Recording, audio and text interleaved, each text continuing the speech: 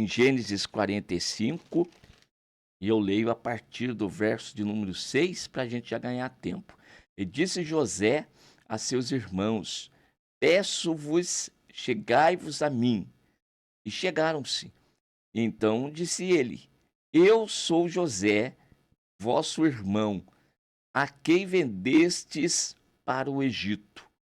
Agora, pois, não vos entristeçais, nem vos pese aos vossos olhos, por me haverdes vendido para cá, porque para a conservação da vida, Deus me enviou diante da vossa face.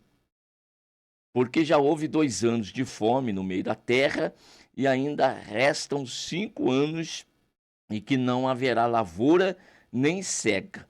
Pelo que Deus me enviou diante da vossa face, para conservar vossa sucessão na terra, e para guardar-vos em vida por um grande livramento. Assim, não fostes vós que me enviastes para cá, senão Deus, que me tem posto por pai de Faraó e por senhor de toda a sua casa, e como regente em toda a terra do Egito. Leitura até aqui. Os irmãos já percebem que toda a história de José nós conhecemos muito bem. Quem não conhece? Até quem não é crente conhece a história de José, como tudo aconteceu em sua vida. Um jovem que era muito querido pelo pai, dava até a entender, isso também pelos irmãos, que o pai tinha uma certa preferência por ele, né, em relação aos demais. Ah, enfim, né, tinha ali as suas razões e os seus motivos. De modo que isso causava uma certa inveja por parte dos irmãos e também os ciúmes. Ou seja, tudo aquilo que não provém de Deus, porque essas coisas não vêm de Deus. Ciúmes, invejas, porfias, como disse Paulo aos Gálatas, são obras da carne, não são frutos do Espírito, mas da carne. E tudo isto que os irmãos sentiu por José, ainda mais os sonhos que José ele tinha e contava para os seus irmãos, só que naquele primeiro momento não se entendia, a não ser um vislumbre do que poderia ser, como disse o próprio pai quando contou para eles ali o segundo sonho.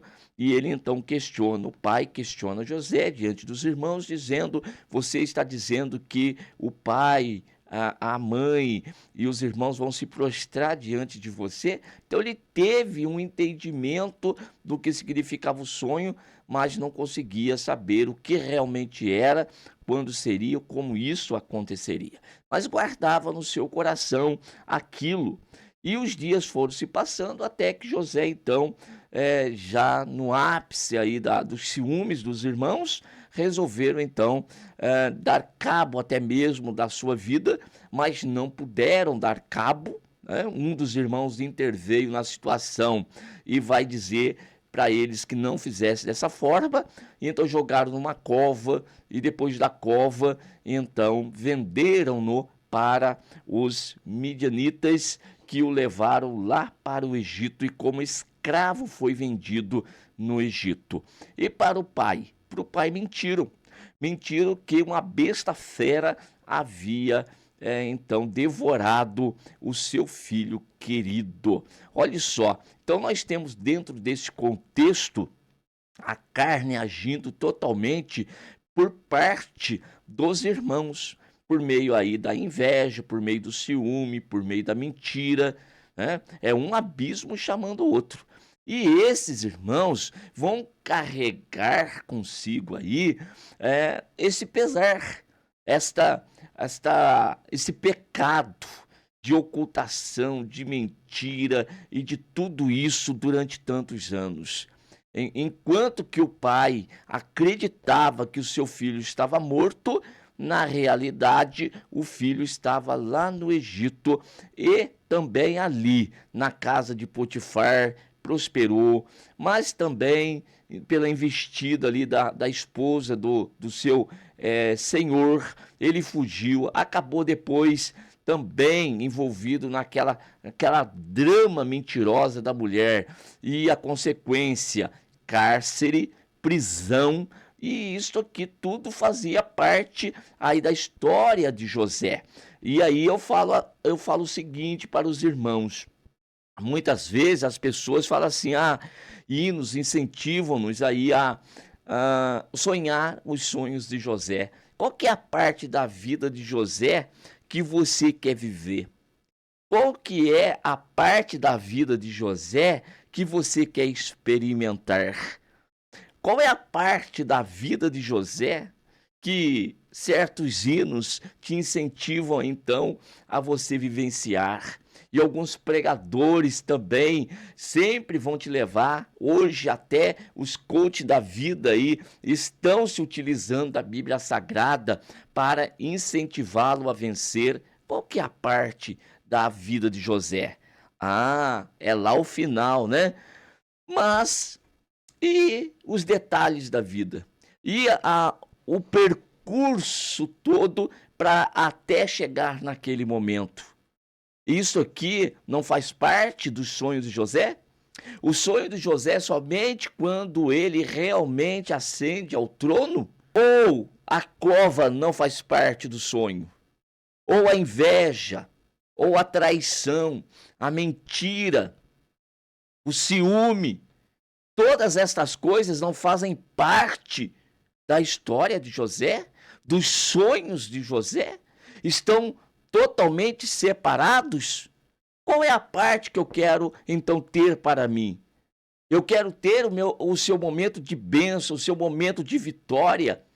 E então o problema dele de suportar tudo isso, de realmente dia a dia vivenciar tal coisa. Imagine você ter aí com você os ciúmes dos irmãos com relação a algo que você tem, que naquele momento era algo que o pai tinha por carinho e dava para José uma túnica colorida de várias cores, né? E então demonstrando ali o seu apreço por aquele filho, e os demais então observando aquilo que estava acontecendo e despertava neles o ciúme. E hoje, irmãos, ora, se nós queremos ter uma vida de bênção, de vitória, como José teve, nós não podemos descartar também a vida, a história de José desde a sua meninice. Nós temos que entender o projeto de Deus. E então eu vou responder a pergunta: eu posso sonhar os sonhos de José? A resposta é não. Não existe isso. Porque a situação de José jamais teve a reviravolta por conta de si mesmo. Como que se ele tivesse se posicionado, como que se ele tivesse, então, feito força para, então, vencer. A história de José é uma história muito peculiar, porque nós temos que enxergar o agir de Deus, o mover de Deus, a ação de Deus e o projeto geral de Deus. E aí eu li com vocês, então, o verso de número 5 para mostrar o grande projeto do Senhor. E o certo de começar a estudar a história de José é começar pelo seu final. E aqui no verso de número 5, quando José se revela aos irmãos, que até então os irmãos tinham apenas como um chefe ali de Faraó, um senhor até então, até tirano pela atitude que havia tido com eles, a visão deles em relação àquele homem continua uma visão errônea, uma visão péssima, porque esta é a visão daquele que anda na carne, não enxerga nenhuma possibilidade, não enxerga nenhuma bênção, não enxerga nenhuma porta aberta, não consegue vislumbrar nada bom, nada, só vê coisa ruim. E os irmãos de José é assim desde a meninice também, porque são carnais, porque não estavam inteirados do projeto de Deus, porém serviam de instrumentos, serviam ali de instrumento ali para a Deus estar trabalhando a vida de José. Portanto, entenda as coisas que estão acontecendo ao seu redor. Entenda, nós precisamos enxergar o todo que Deus tem para fazer, o projeto de Deus, o sonho de Deus. Não é sonho de José, é o sonho de Deus. Sonhe não os sonhos de José, mas sonhe os sonhos de Deus para a tua vida. O que é que Deus tem para mim? O que é que Deus tem para ti? Então nós precisamos enxergar pela fé, vislumbrar, procurar entender aquilo que Deus tem projetado para as nossas vidas, na nossa jornada e caminhada, para que nós possamos então nos beneficiar do favor de Deus. Naquele momento, então, José se revela aos irmãos e diz ainda: não vos entristeçais, nem vos pese aos vossos olhos por me haverdes vendido para cá, porque para a conservação da vida Deus me enviou diante da vossa face.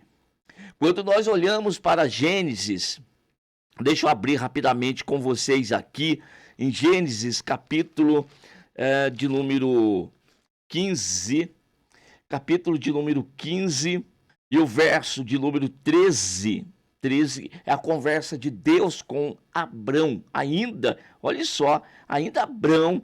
Então disse a Abrão, Deus disse para Abrão: saibas de certo que peregrina será a tua semente em terra que não é sua, e servi-los a afligi-la-ão 400 anos. Mas também eu julgarei a gente a qual servirão, e depois sairão com grande fazenda. Sairão com grande fazenda daquela terra onde seriam escravos durante 400 anos. Abrão ainda, olha só, nem filho tem.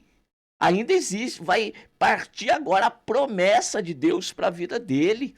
A esposa é estéril, ele está, a esposa está indo em idade avançada, assim como ele também.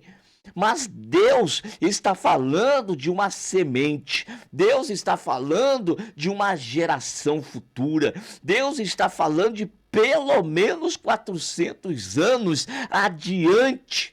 Então esse é o Deus, irmãos, que tem já tudo terminado, tudo acabado. Ele faz tudo como um arquiteto tem desenhado todo um prédio, né? Ou todo um condomínio. Já está tudo terminado no projeto. E agora precisa vir à tona, precisa acontecer. O nosso Deus trabalha desse jeito. E é por isso que Paulo, aqui em Romanos, ele vai dizer: sabemos que todas as coisas contribuem para o bem daqueles que amam a Deus, daqueles que são chamados por seu decreto. Porque os que dantes conheceu, também os predestinou para serem conformes à imagem de seu filho, a fim de que sejam o primogênito entre os irmãos. E aos que predestinou, a esses também chamou. Ou seja, Deus tem tudo terminado. Aquilo que vai acontecer na minha vida, no plano de Deus, está acabado. O que vai acontecer na tua vida, no plano de Deus, está acabado, está terminado. Depois que Deus desenha, termina tudo, Deus retoma o início e começa a desenrolar no plano físico. O que aconteceu na vida de José, como nasceu, já era um projeto de Deus. Já era algo que Deus havia projetado, era algo que Deus já havia sonhado. Portanto, os sonhos não são de José, são de Deus. E os sonhos de Deus para José foi um, para a tua vida é outra, para a minha é outra.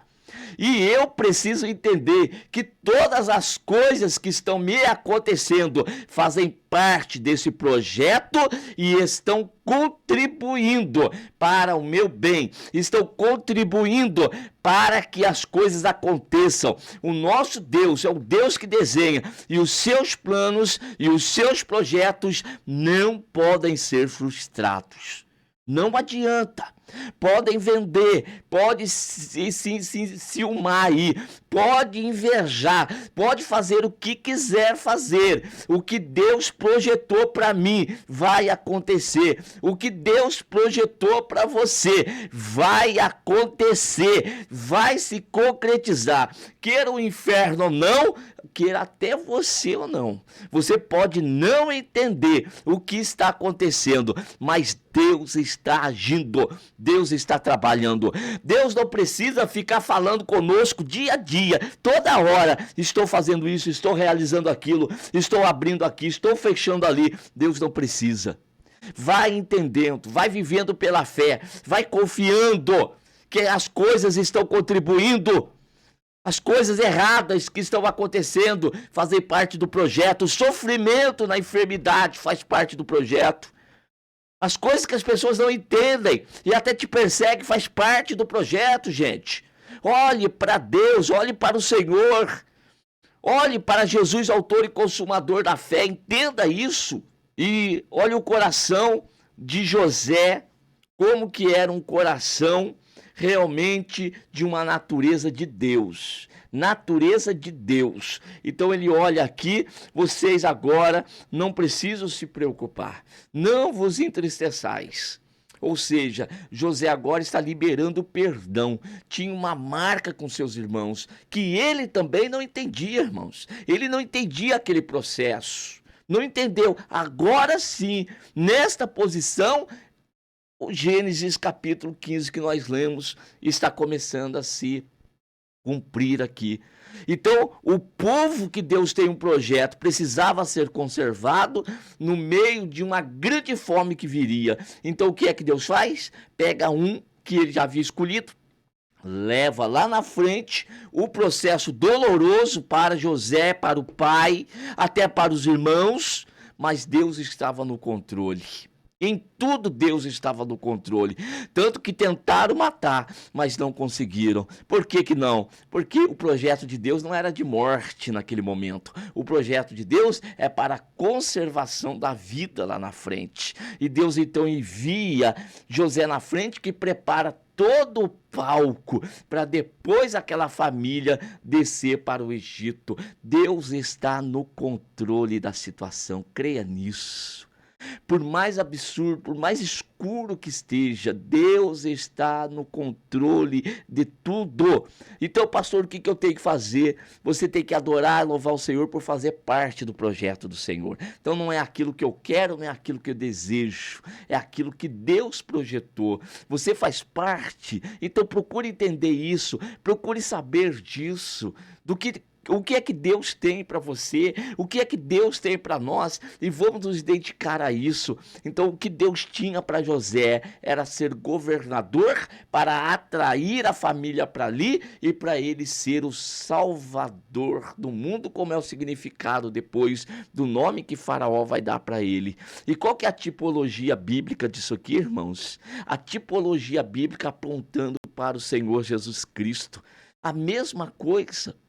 Jesus deixa a sua glória, vem aqui a essa terra e vai até a morte de cruz. E tudo que Jesus fez depois da morte de cruz, ele foi ressuscitado. O Pai, pelo poder do seu Espírito, o ressuscita e o eleva e o põe assentado à sua destra. E ele agora é rei dos reis, Senhor dos senhores. E tudo que Jesus fez, morrendo por nós, em nosso lugar, né? O que ele fez é para que nós pudéssemos ter vida, é para que nós pudéssemos ser reconciliados com o Pai, é para que nós pudéssemos usufruir das bênçãos do Pai. Então preste atenção, enxergue o projeto de Deus, enxergue os planos de Deus na tua vida. Os sonhos de José é bem peculiar, é próprio do seu ministério, é próprio do seu chamado.